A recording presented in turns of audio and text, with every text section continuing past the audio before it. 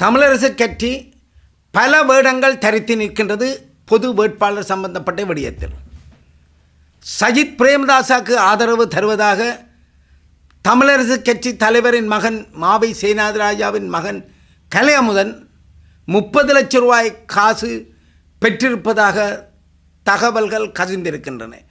சஜித் பிரேமதாசா அவர்களின் தேர்தல் சம்பந்தப்பட்ட விடயங்களை கையாளும் லக்கி என்பவரிடமிருந்து 30 லட்சம் ரூபாய் இவருக்கு வழங்கப்பட்டிருப்பதாக நம்பிக்கைக்குரிய தவர்களிடமிருந்து தகவல்கள் வெளிவந்திருக்கின்றன. வேண்டுமானால் வடமாகாணத்துக்கு பொறுப்பான மா பிரகாஷிடம் நீங்கள் இதை கேட்டு தெரிந்து கொள்ளலாம். அடுத்த பக்கத்தில் முன்னாள் வேட்பாளராக தமிழரசு கட்சியில் இருந்த ரவிராஜின் மனைவியான சசிகலா என்பவர் தனது ஆதரவு ரணிலை கண்டு தனது மருமகன் அதே கலையமுதனுடன் சென்று ரணிலோடு கூட்டம் நடத்துகின்றார்கள். இதே மாவை சேனாதிராஜா இன்றைக்கும் தலைவராக தக்க வைத்து கொண்டிருக்கின்ற சேனாதிராஜா அவர்கள் பொது வேட்பாளர் மேடையில் ஏறி பொது வேட்பாளருக்கு ஆதரவு வழங்குகிறீர்கள் என்று பணத்துக்காக கையூட்டு பெற்று கேவலமாக நடந்து கொண்டிருக்கும் இந்த அரசியல்வாதிகள் தமிழ் மக்களுக்கு தேவைதானா? பாருங்கள், உன்னதமான செல்வநாயகம் ஐயா அவர்களுக்கு சொந்த மனுஷி மண்ணால் எத்தி எறிஞ்சால் கூட அந்த பெரிய மனுஷன் தட்டி போட்டு இல்லை அதை நாங்கள் செய்யத்தான் வேணுமென்று போய் கண்ணியமாக தமிழ் மக்களுக்காக கடமையாற்றிட்டு மறைந்து விட்டார் தந்தை செல்வா அவர்கள். இதை நேரில் கண்ட CV விவேகானந்தன் மூத்த சட்டத்தரணி எனக்கு நேராக சொன்னவர்.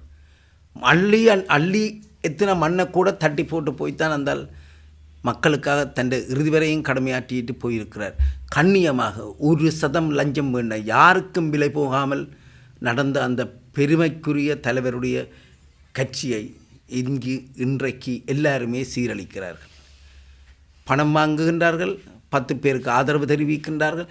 இவர்களை எல்லாம் நீங்கள் புறந்தள்ளி, இந்த கட்சி அரசியல் எல்லாம் புறந்தள்ளி பொது வேட்பாளருக்கு இலங்கையில் அனைத்து பகுதியில் இருக்கின்ற மலையக மக்கள், முஸ்லீம் மக்கள், இந்து கிறிஸ்தவ அனைத்து மக்களும் ஒட்டுமொத்தமாக வாக்களிக்க வேண்டும்.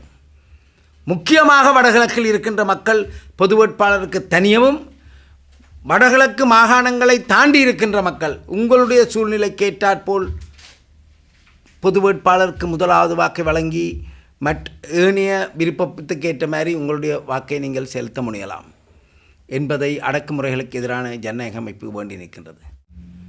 மாவை சேனாதிராஜா அரளை பெய்ந்து போச்சா அல்லது பணங்களை வேண்டின அச்சத்தில், மகன் பணங்களை வேண்டிவிட்டார் என்ற அச்சத்தில் தமிழரசு கட்சி சஜித்துக்கு ஆதரவான வவுனியாவில் கூட்டத்தில் முடிவெடுத்து விட்டு வருகின்ற வழியில் கிளிநொச்சியில் ஏறி பொது வேட்பாளர்கின்ற மீட்டிங்கில் பேசி அவருக்கு ஆதரவுன்னு சொல்லிட்டு போயிருக்கிறார். அவருக்கு பைத்தியம் பிடிச்சி போச்சா இல்லை தமிழ் மக்களுக்கு பைத்தியம் பிடிச்சி போச்சா?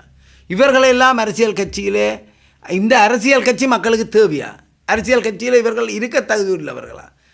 மாவை சேனாதிராஜா அங்கே காசு வென்றவருக்காக ஒரு குத்து, வடிவேல் பாணியில், நடிகர் வடிவேல் பாணியில் அங்கே காசு வேண்டுபவருக்காக கொடுத்தவருக்காக ஒரு குத்தும், இங்கே காசு வேண்டுவதற்காக ஒரு குத்துமாக பொது வேட்பாளருக்கும் சஜித்துக்கும் என மாறி மாறி ரணிலுக்குமாக இவர் நடனம் ஆடுகின்றார்.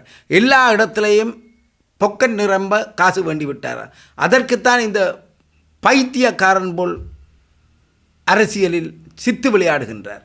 இதை வன்மையாக அடக்குமுறைகளுக்கு எதிரான ஜனநாயக அமைப்பு கண்டிக்கிறது.